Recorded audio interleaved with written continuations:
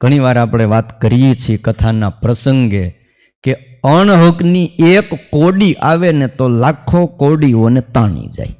પહેલાં એક સમય એવો હતો કે કોડીનું ચલણ હતું. કેવો જમાનો છે તમે વિચાર કરો. કોડીનું ચલણ હતું, 5 કોડીને 10 કોડીને આપતા. ત્યાર પછી આના આ બધું આવ્યું. એમ કરતાં કરતાં 1 પૈસો ને 2 પૈસો ને એ બધું આવ્યું. એમ કરતાં કરતાં રૂપિયો આવ્યો ને હવે રૂપિયાની કોઈ ગણતરી નથી ને હવે તો 100 રૂપિયાથી શરૂઆત થાય. પણ એક સમય એવો હતો કે કોડીનું ચલણ હતું ને એક નગરની અંદર એક વ્યક્તિને કોડી ભેગી કરવાનો શોખ. ઘણાને છે ને નોટું ભેગી કરવાનો શોખ હોય, કડકડતી નવી આવે એટલે મૂકી જ દે.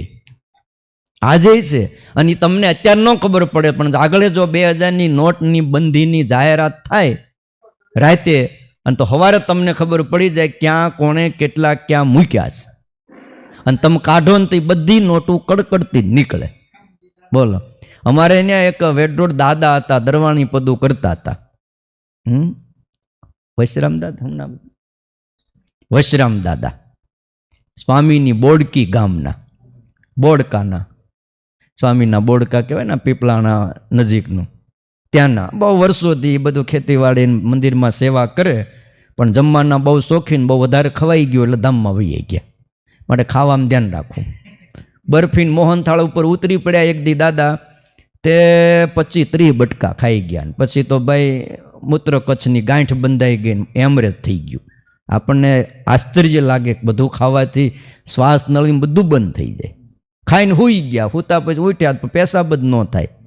પછી 2-4 કલાક એમને ભાઈ હું તકલીફ છે, દવાખાને લઈ ગયા ને ખબર પડી ને ઓહો વાત જવા દો.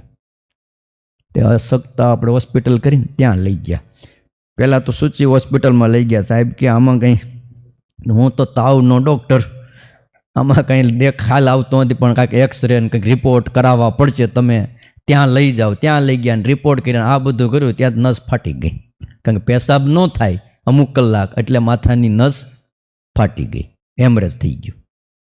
તે રાતના 2 વાગ્યા પછી આવ્યા હરિભગત કે હેમરેજ થઈ ગયું છે ને ડૉક્ટર કહે તાત્કાલિક ઓપરેશન કરવું પડશે. રાતે ફોન કર્યો એના છોકરાને કે શું કરીએ, તો ઓપરેશન કરી નાખ. અરે પણ એમનું થોડું થાય, ખર્ચો થાય ઓપરેશન કરવું એટલે ને એ મગજનું. અને એ વખતે ત્યાંથી ડૉક્ટરે 35-40 હજાર કીધા. અત્યારે બહુ થાય. આ વાત છે 20 વર્ષ પહેલાંની. તો કે 35-40 હજારનો ખર્ચો કહે છે તો કરી નાખો, વાંધો નહીં. તો રાતે બોલો મંદિરેથી પૈસા આપ્યા ને ઓપરેશન કર્યું. સવારે 6 વાગે સમાચાર આવ્યા દાદા વહી ગયા. બોલો, ઓપરેશન કર્યા પછી વહી ગયા. જો ઘણીવાર અમુક એવા પ્રસંગ બને, ગ્રહસ્થને હોય કે ત્યાગાશ્રમમાં હોય, મા બાપ હોય કે ગુરુ હોય. તમારા જ મા બાપ છે અને કોમામાં વૈયા જાય, યા તો ઓક્સિજન ઉપર હોય, એટલે નળિયું નાખ્યું હોય એના ઉપર, અને એ જ્યાં સુધી એ મશીનો ચાલતા હોય ત્યાં સુધી માણસ મરે નહીં.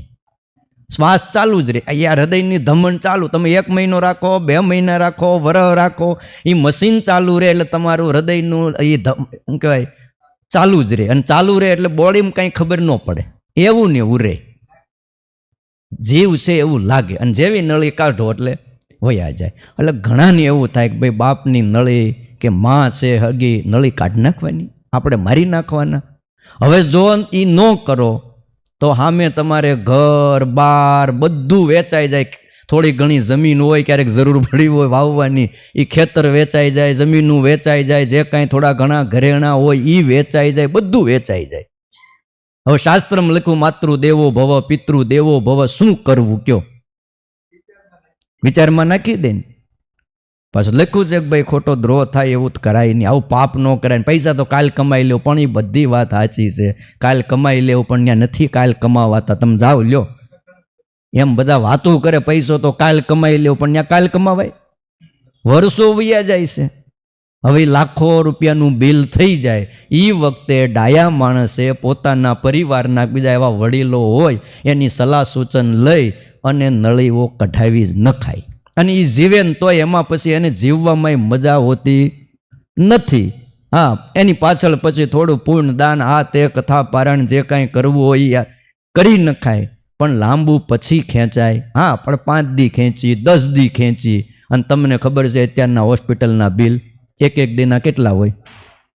હે, હવે 10 દી રે ને આ કોરોનામાં ખાલી 10 દી રહ્યા ને તો 10 લાખના બિલ થયા. બોલો, એ જ્યારે નીકળ્યા ત્યારે એક તો માણા વી ગયા, પૈસા આવી ગયા. એટલે મેં ઘણાને કીધું, મેં કીધું રહેવા દે તું, મને કે ગમે ત્યાંથી ઇન્જેક્શન ગોતી દો. એક યુવાનનો ફોન આવ્યો, મને કે ગમે ત્યાં, મેં કે 40,000 કે. મેં ફોન કર્યો આપણા અંગત ડૉક્ટરને, મને કે એ પૈસા તો બહુ થાય, ઓલો આપતા હતા ને ભારે ઇન્જેક્શન, એ પછી કાળા બજારના તો લાખે થાય. મેં કીધું એમ કરીને રહેવા દે, આ પરિસ્થિતિમાં કે તું ઘરે લઈ લે, સેવા કરો, જો જીવવાને છે ને તો ઘરે બચી જાય. તો ના ના મારે ઇન્જેક્શન અપાવવા છે, ક્યાંકથી ગોતીને ઇન્જેક્શન અપાવ્યા, બધું કર્યું, વૈયા ગયા. પછી મેં એને છેલ્લે પૂછ્યું કેટલો ખર્ચો આવ્યો? મને કે 13 લાખનો ખર્ચો આવ્યો. લ્યો, તને નહોતું કીધું ત્યારે પહેલા તે પણ કે એમ થોડા બાપુજીને જવા દે, પણ નથી જવા દેવા. પણ હવે માંડ્યું જ છે, આપણા હાથમાં જ નથી. હવે તું ભર્યા કરી લે 13 લાખ. ઘણી વાર આપણને આપણો ભારતનો શું કહેવાય, એક અહીં ભારતીય હોય અને એ દેશમાં જન્મા હોય ભાવના અને એક દયા, પણ સમય વર્તે માણસે સાવધાન થવું જ પડે. પછી આખી જિંદગી હવે દુઃખી જ થવાનું. હવે કેટલા સમય 13 લાખનું વ્યાજ ચડે અને ક્યારે ભરી રહે? એ પૂરું થાય વ્યાજનું તો છેલ્લે પછી કાં ઉઠી જવું પડે ને કાં બાંધવું પડે. તારે થાય એ કલ્લે નથી દેવા, બીજું જ કરવાનું પછી. એટલે ડાયા માણસોએ વિચાર કરી આ બધા શ્લોકનો પૂર્વાપર વિચાર કરવો. ભલે બધું લખ્યું હોય પણ સમય વધે. એટલે સ્વામિનારાયણ ભગવાને લખ્યું પોતાનો પારકાનો દ્રોહ થાય ને એવું સત્ય ન બોલવું, અને કૃતજ્ઞપણું પણ ન કરવું, અને કોઈની લાંચ પણ ન લેવી. અને હવે શ્લોક આવે છે 27મો.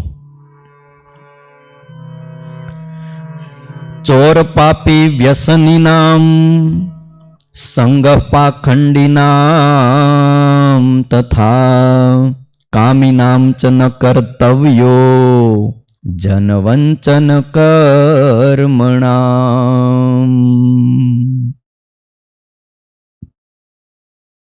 6 પ્રકારના મનુષ્ય બતાવ્યા, એનો સંગ ન કરવો.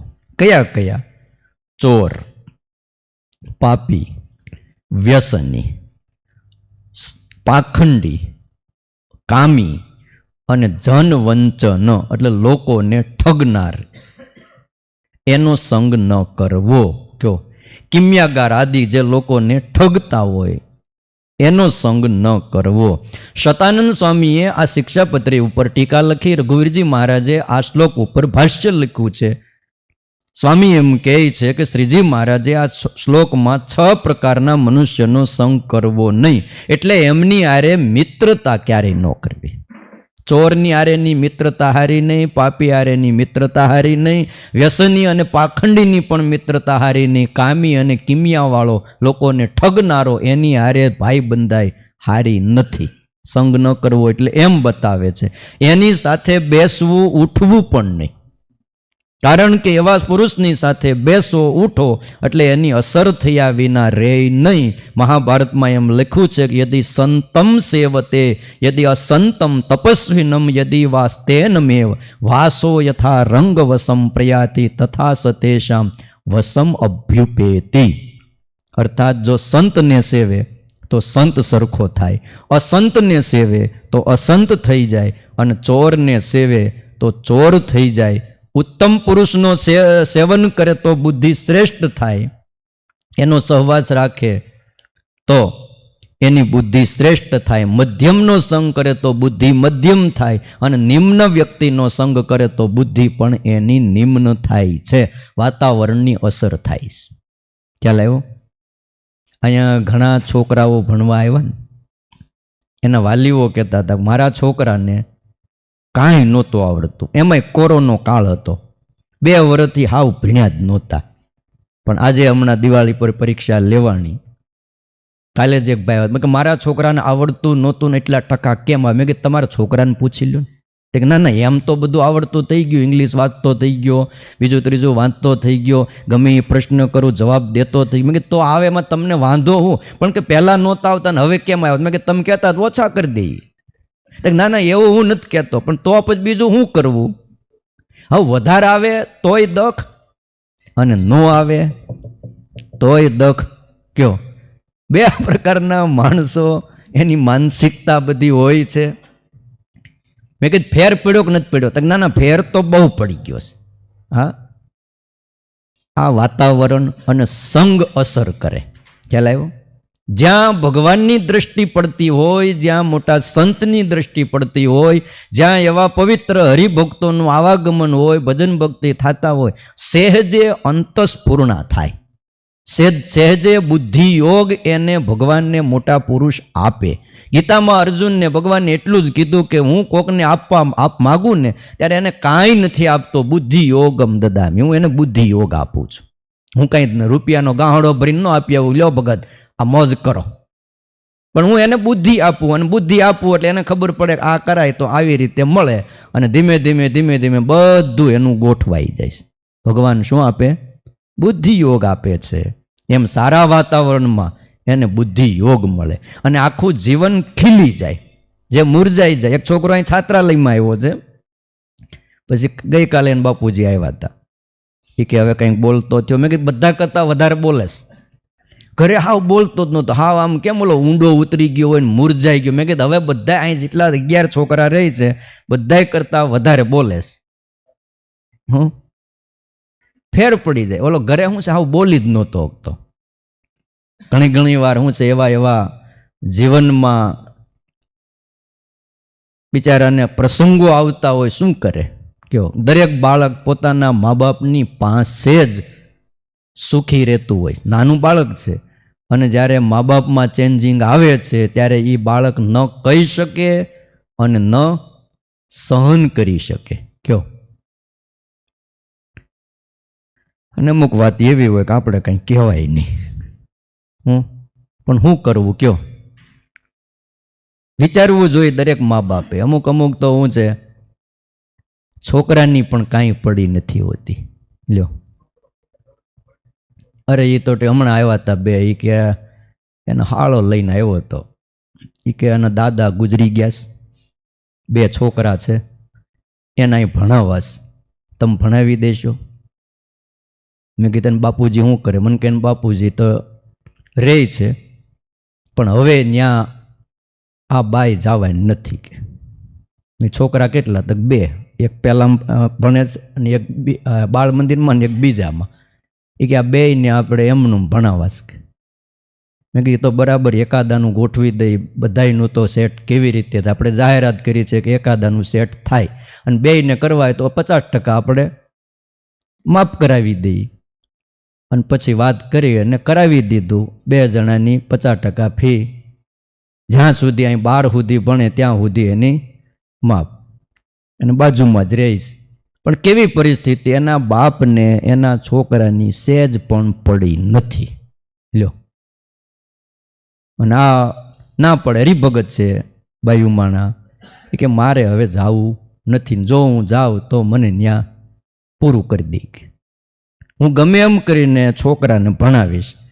મેં કે કાંઈ નહીં, અમે થોડી મદદ કરીશું. એ કેવી પરિસ્થિતિ હોય વિચાર કરો. ઘણાને દીકરા નથી અને જેને છે, અને તમે એની સામું જુઓ ને તો દેવ જેવા દીકરા, કોમળ. 2 નાના આવ્યા હતા અહીંયા ઓફિસમાં, પછી હું લઈ ગયો, પ્રિન્સિપાલને વાત કરી, ત્યારે આપણને એમ થાય કે ઓહો હે. અને આ છોકરાને ભલે આપણે અત્યારે પરિસ્થિતિ, આપણે અત્યારે તકલીફમાં જ હાલે છે બધું. આ બધા ખર્ચા જે કાઢવા એ બહુ અઘરા છે. ને આ વખતે કોરોના કાળમાં અમને નહોતી એવું કે એટલા બધા આવી જાય અને બધાની અડધી ફી કરી નાખીને હવે જે ચલાવવું એ બધું મુસીબતવાળું થઈ ગયું છે. પણ હાલ્યું જાય એ એ ભગવાન કરે. કારણ કે જે આવે છે એના કરતાં 1.5 મહિને શિક્ષકનો પગાર થઈ જાય છે. કયો 10-12 જણાનો પગાર તમે ગણો, એમાં પ્રિન્સિપાલનો સૌથી વધારે, અને પછીના બધા તે પોતા મારે ત્યાં સુધીના બધાનો પગાર. એ તો ખરું, પાછું લાઇટ બિલ ને બીજું ને ત્રીજા ને ખર્ચા ચાલુ ને ચાલુ.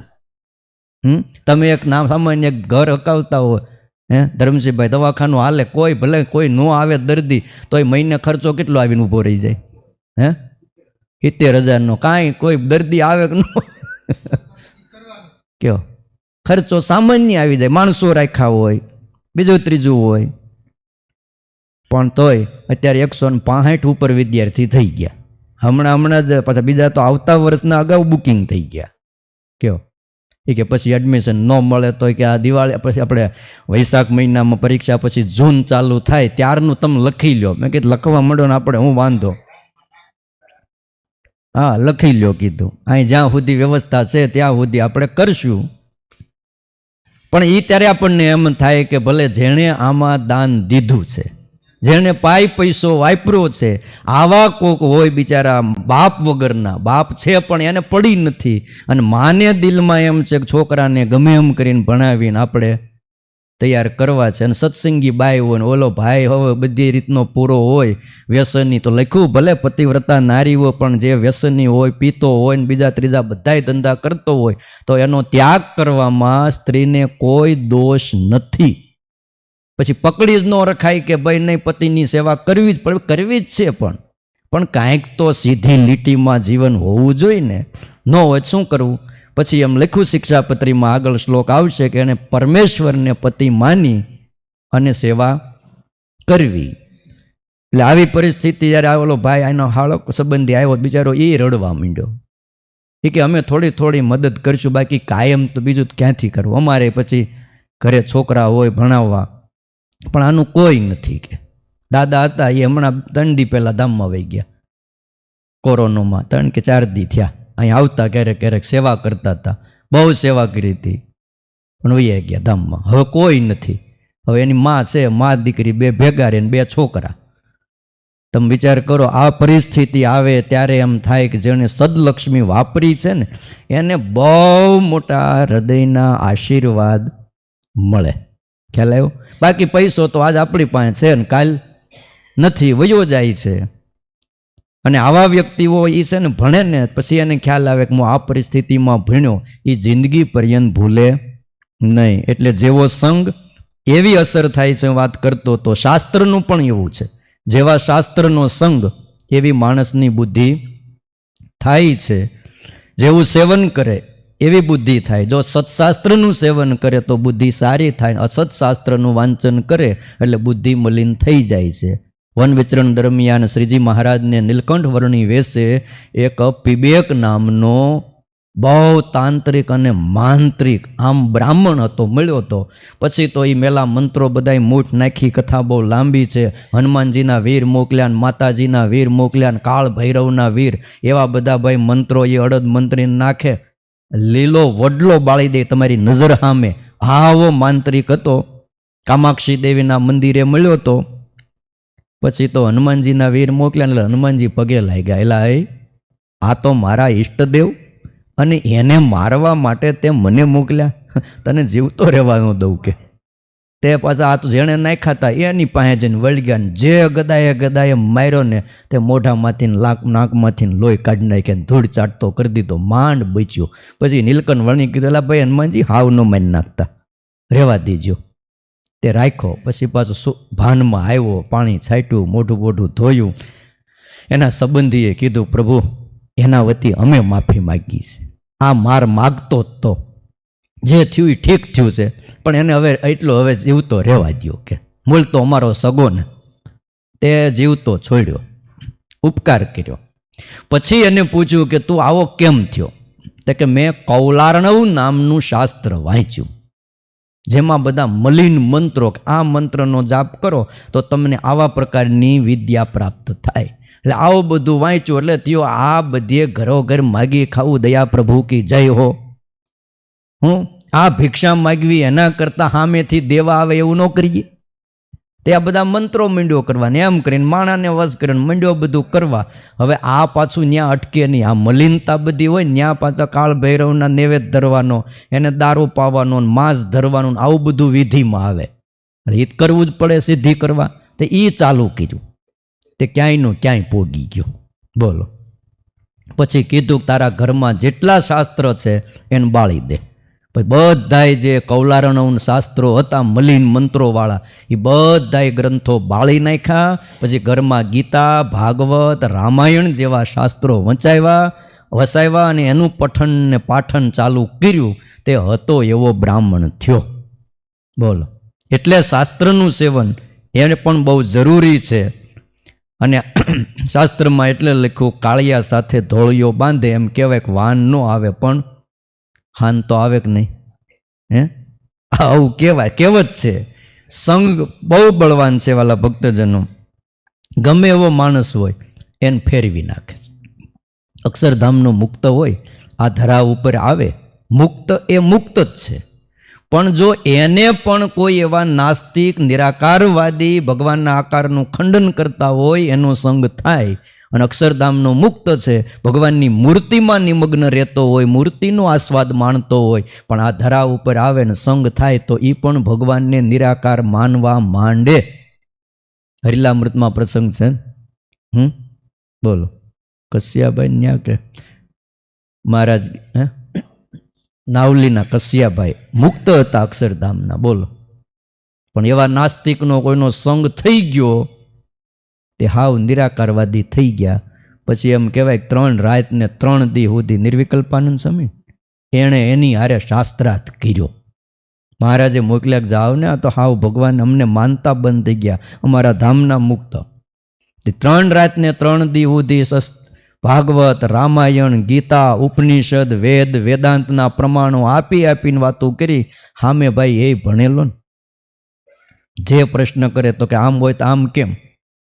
જેટલા આકાર છે એ નાશવંત છે. એટલે ભગવાનને પણ આકાર નથી, ભગવાનની નિરાકાર. કારણ કે આકાર હોય એટલે કંઈક દોષ હોય, એમાં વિકાર આવે જ. પણ એને દિવ્ય છે એ વાત મગજમાં બેસે નહીં.